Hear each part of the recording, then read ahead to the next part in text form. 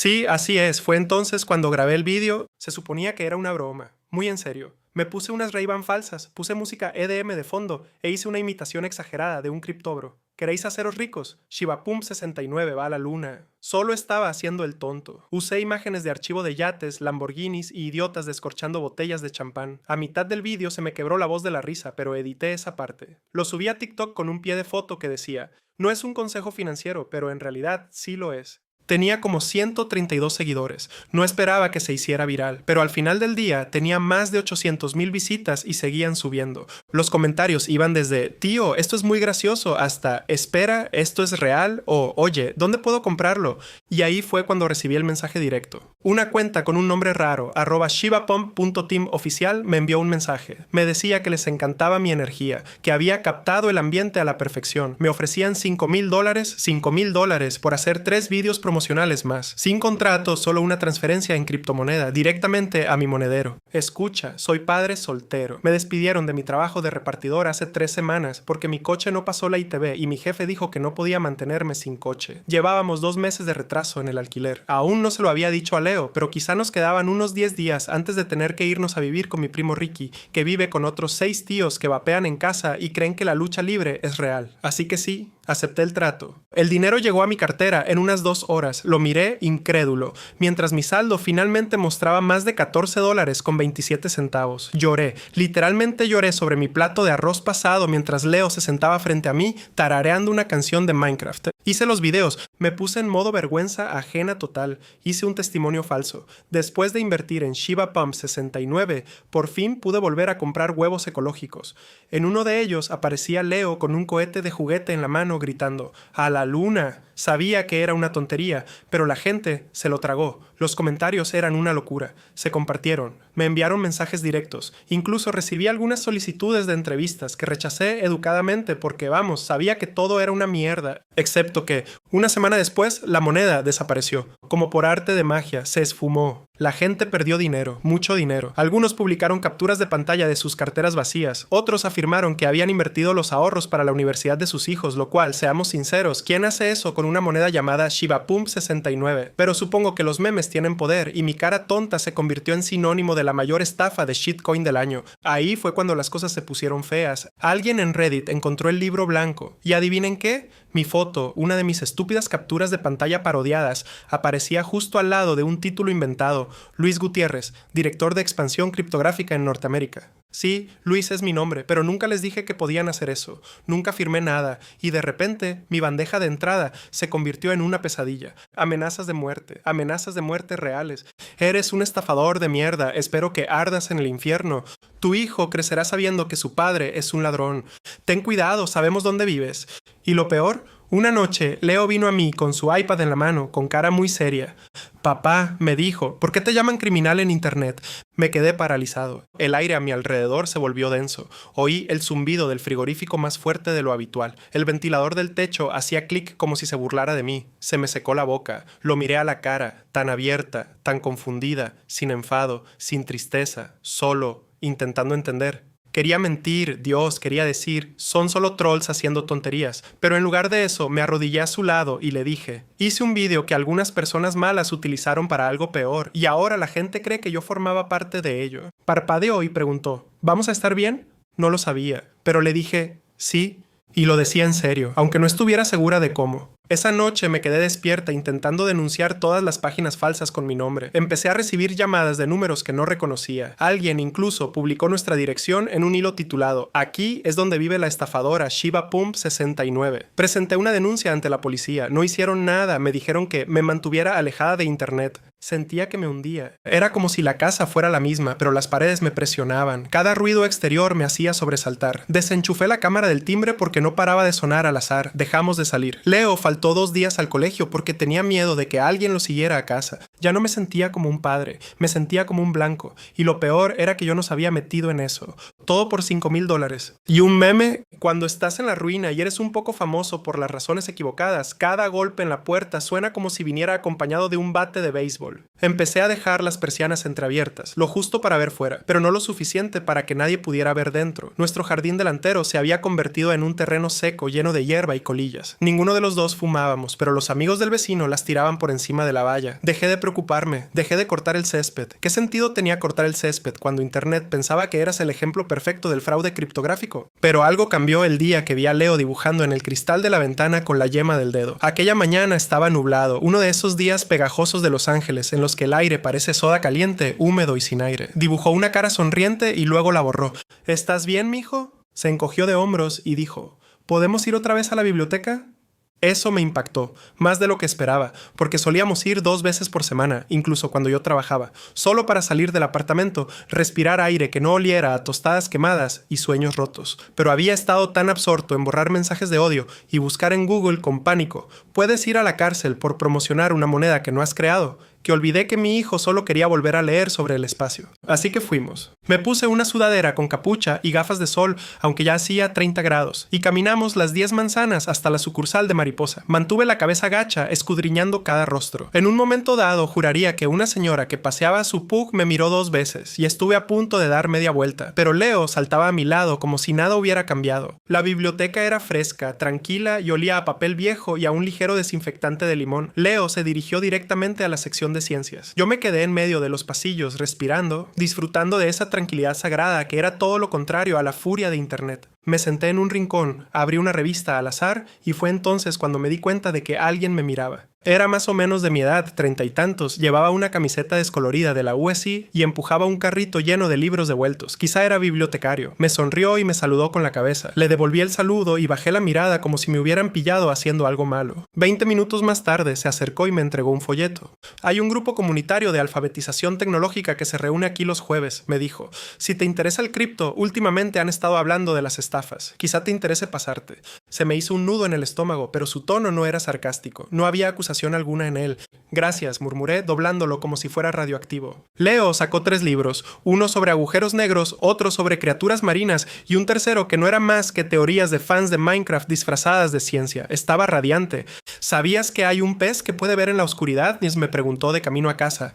Number. Pero ahora sí. Esa noche no abrí mi bandeja de entrada, no miré Reddit. Calenté en el microondas las sobras de frijoles y arroz, les añadí un poco de queso fundido para que quedaran más apetecibles y nos sentamos en el sofá a ver una película sobre un niño que construye un cohete en su patio trasero. Creo que fue la primera noche en semanas en la que respiré hondo. Pero a la mañana siguiente había una carta pegada a nuestra puerta. No había sobre, solo una hoja de papel impresa pegada torcidamente cerca de la mirilla. La desprendí lentamente con el corazón latiendo con fuerza. Le debes respuestas a la gente, no puedes esconderte detrás de tu hijo para siempre. No había firma. Me quedé mirándola durante un buen rato. Me temblaba la mano, no como en las películas dramáticas, sino con un temblor sordo y constante que me entumeció los dedos. Leo salió frotándose los ojos y yo arrugué la carta antes de que pudiera verla. Ya basta. No podía deshacer lo que había pasado, pero podía dejar de huir. Y lo más importante, podía empezar a decir la verdad, en voz alta, en público. Así que volví a grabar, sin gafas de sol, sin música, sin ironía. Solo yo, sentado en el borde de nuestro destartalado sofá,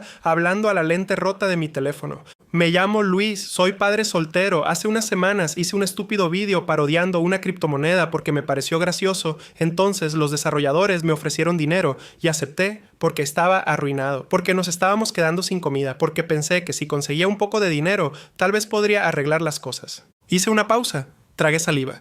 Yo no creé Shiba Pump 69, no sabía que iban a usar mi cara en todas partes. No sabía que iban a desaparecer con el dinero de la gente. Pero entiendo que estén enojados, y tienen razón. Yo también estoy enojado. Lo subí antes de poder cambiar de opinión. Los comentarios llegaron como una marea. Algunos me llamaron mentiroso, otros dijeron que me creían, unos pocos me ofrecieron ayuda, ayuda de verdad. Una mujer de Atlanta que dijo que había estado en una estafa piramidal me envió un mensaje privado y me dijo: la gente perdona si eres sincero, pero solo si sigues siendo sincero. Le respondí: lo estoy intentando. Y entonces recibí un correo electrónico de una periodista. He visto tu vídeo, me gustaría hablar contigo, si prefieres, de forma extraoficial. Se llamaba Natalie Vega. Trabajaba para un podcast llamado The Scam Report. La busqué en Google. No parecía del tipo sensacionalista. Sus entrevistas eran tranquilas, reflexivas, centradas más en cómo la gente se veía atrapada en sistemas corruptos que en cómo intentaban aprovecharse de ellos. Quedamos en una cafetería a 2 manzanas de allí. Llevaba la misma sudadera con capucha, aunque olía a detergente barato y estrés. Ella pidió un té de manzanilla, lo que me pareció raro para una periodista. Yo pedí un café solo y derramé la mitad en la tapa. Bueno, dijo, con el cuaderno abierto, pero el bolígrafo todavía tapado. ¿Quieres contarme qué pasó? Y se lo conté. Le conté todo, los cereales con agua, las facturas sin pagar, el mensaje directo que me pareció una salvación, cómo pensé que solo era un meme, cómo no había leído el informe técnico, cómo no sabía que me habían incluido como ejecutivo de criptomonedas, cómo me sentí cuando Leo me preguntó si era un ladrón. No me interrumpió ni una sola vez, solo asintió con la cabeza y tomó algunas notas. Al final me dijo, ¿quieres participar en el episodio? Dudé. No busco compasión, le dije. Solo quiero que la gente deje de pensar que le robé. Entonces, así es como debes hacerlo. Así que dije que sí. 2 semanas después se publicó el episodio. Se titulaba La cara del fraude que no fue. Natalie se aseguró de incluir clips de mis TikToks originales, pero también nuestra entrevista. La narración era equilibrada, no me hacía quedar bien, pero me hacía parecer humano. Los comentarios estaban divididos, por supuesto que sí, pero por primera vez desconocidos me defendieron. Solo era un padre arruinado, lo utilizaron. Por eso no hay que fiarse de las monedas meme. Aprecio que lo haya reconocido. Leo también lo escuchó. Se sentó con los auriculares puestos, luego se los quitó y dijo, suenas diferente cuando hablas con otras personas. ¿Cómo? Más cuidadosa, pero también más valiente. No sé si entendió lo que quería decir, pero para mí significaba mucho. Y entonces ocurrió algo aún más loco. Recibí una llamada de una agencia, una de verdad, de gestión de redes sociales. Dijeron que habían visto el podcast, que les había gustado cómo me había comportado y que querían ofrecerme un puesto como consultora para marcas sobre cómo gestionar crisis online. Pensé que era una estafa, obviamente, pero me llamaron por Zoom. El tipo llevaba un chaleco de Patagonia y bebía algo que parecía algas líquidas. Leo no dejaba de asomar la cabeza en el encuadre. Les dije que no era comercial. El tipo respondió, exacto, por eso eres interesante. Me ofrecieron un trabajo a tiempo parcial, a distancia, con una prima por firmar. Les dije que tenía que pensarlo. Luego me volví hacia Leo, que ahora estaba dibujando cohetes en una servilleta. ¿Qué opinas? Levantó la vista, muy serio. Si no te pagan en Shiba Pump, probablemente esté bien. Me reí durante 1 minuto entero. Luego dije que sí. Solía pensar que tocar fondo era comer frijoles en el microondas 3 noches seguidas y ver a tu hijo fingir que el agua con leche era tan buena como la de verdad. Resulta que tocar fondo era que los Crypto Bros te doxearan y rezar para que nadie lanzara un cóctel molotov por la ventana de tu salón. Pero lo que no sabía entonces, lo que no podía saber, es que una vez que tocas fondo, todo se queda en silencio. Y cuando hay silencio, por fin vuelves a oír cosas, como tu propia voz, la risa de tu hijo, la forma en que tus pensamientos dejan de sonar como sirenas y se convierten en preguntas que realmente quieres responder. Y eso es lo que cambió. El trabajo de consultoría salió bien, increíble, ¿verdad? Yo, Luis Gutiérrez, el antiguo repartidor, el meme accidental, ahora oficialmente consultor de riesgos digitales. Tenía un perfil en LinkedIn y todo. La primera vez que lo escribí, me eché a reír. Sonaba falso, pero me pagaban dinero de verdad. No monedas, Shiba Pump, no era publicidad. Dinero, suficiente para pagar el alquiler atrasado y seguir pagando la luz sin entrar en pánico cuando la nevera zumbaba demasiado. Leo puso el primero en darse cuenta. ¿Por qué estamos comiendo sushi?, preguntó, mirando la bandeja de plástico como si fuera una trampa. Porque tu padre tiene un trabajo que no le hace llorar en el baño. Asintió solemnemente. ¿Podemos pedir esas bebidas con gelatina en el fondo la próxima vez? ¿Boba? Sí, podemos pedir boba. La vida no se convirtió mágicamente en un cuento de hadas de Instagram. El techo seguía teniendo esa extraña mancha marrón de cuando explotó la lavadora del vecino de arriba. Mi coche seguía tosiendo como si se estuviera muriendo a cámara lenta. Pero teníamos espacio para respirar, espacio real, auténtico. Y con ese espacio volvió algo más yo. No el yo de TikTok. No el tipo que accidentalmente se convirtió en el payaso criptográfico del mes. Solo yo. Empecé a escribir de nuevo, nada sofisticado, solo pequeñas entradas en un blog, reflexiones, historias sobre la paternidad, sobre sobrevivir a errores tontos y cometer otros menos tontos la próxima vez. La gente los leía, algunos los compartían. Uno incluso fue seleccionado por una revista online para padres. Lo titularon Crudo y Esperanzador. Lloré un poco, de alegría. Entonces ocurrió algo inesperado. Natalie, la periodista del podcast, se puso en contacto conmigo de nuevo. Me dijo que su productor quería hacer una continuación, no sobre la estafa, sobre la remontada. Las historias de redención no tienen suficiente tiempo en antena, dijo, así que grabamos en nuestro salón. Leo se sentó en el suelo construyendo un volcán de Lego mientras yo hablaba de la vergüenza, las segundas oportunidades y de cómo a veces ser el blanco de las burlas es el primer paso para escribir tu propio chiste. Ese episodio tuvo más descargas que el original. Recibí correos electrónicos de profesores que lo utilizaron en sus clases de alfabetización mediática. Padres que decían que se sentían identificados. Incluso una abuela que simplemente escribió: mi nieto me ha enseñado tu podcast. Gracias por no decir muchas palabrotas. Las cosas no solo mejoraron, se volvieron diferentes, más sólidas, más reales, como cuando finalmente conocí al señor de la camiseta de la USC de la biblioteca. Se llamaba Caleb y dirigía el programa de programación comunitaria. Me invitó a dar una charla sobre seguridad digital. Estaba muy nerviosa, me puse mis mejores vaqueros, los que no tenían un agujero cerca de la rodilla, y Leo me dijo que parecía menos cansada de lo habitual, lo cual tomé como un cumplido. Los chicos de la clase eran muy espabilados, mucho más listos de lo que esperaba. Una chica me preguntó: ¿y en qué momento te diste cuenta de que todo era falso? Y yo respondí: cuando el tipo que me contrató se refirió a sí mismo como el director de memes. Todos se rieron. Me sentí bien al hacer reír a la gente a propósito otra vez. Y hablando de cosas buenas, pasó algo más. Conocí a alguien, se llama Mari. Trabaja en una tienda de material artístico que le encanta a Leo. La primera vez que hablamos fue sobre si se debería permitir a los niños usar acrílicos o limitarse a pinturas lavables. Depende, dijo ella. ¿Estás preparado para tener la alfombra azul para siempre? Le respondí. ¿Te has quedado con la broma si ni siquiera tenemos alfombra?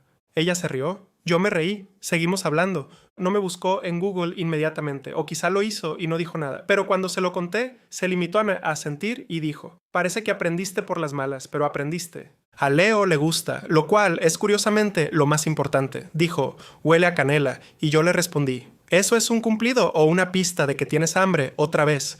Una vez pintaron juntos. Ella le dejó salpicar la parte trasera de una caja de pizza vieja. Lo llamó lienzo encontrado. Los observé reír y pensé: sí, este es el tipo de desorden con el que puedo vivir. Un domingo por la tarde estábamos en el parque, el mismo en el que meses atrás había mirado la pantalla rota de mi teléfono mientras alguien en Reddit me llamaba basura humana. Ahora veía a Leo perseguir palomas y beber leche con chocolate con una pajita flexible. El cielo estaba absurdamente azul, los niños gritaban mientras jugaban al pilla-pilla. Una niña corría con unas alas brillantes atadas a la espalda y yo simplemente lo sentí. Paz. No la ausencia de problemas, sino la presencia de la alegría. Alegría sincera, ganada, no comprada. Y entonces supe de verdad que lo había conseguido. No solo el odio, ni las noches sin dinero, ni los memes. Había superado esa parte de mí que creía que no merecía una segunda oportunidad. No creo que pueda olvidar nunca Shiva Pom 69. Probablemente me perseguirá para siempre, como una vieja cicatriz o un tatuaje estúpido. Pero ahora, cuando lo pienso, no siento pánico, siento perspectiva. Me siento orgulloso de no haber dejado que nos arruinara. Orgulloso de que Leo me viera meter la pata, asumirlo y reconstruirlo. Una noche se acurrucó a mi lado en el sofá mientras veíamos un programa tonto con gatos que hablaban y me dijo: ¿sabes, papá? Somos como esas personas de las historias que lees. ¿Qué personas? Las que se caen y luego descubren cómo volver a levantarse. No respondí de inmediato, solo lo abracé con fuerza y le susurré: sí, mijo, realmente lo somos.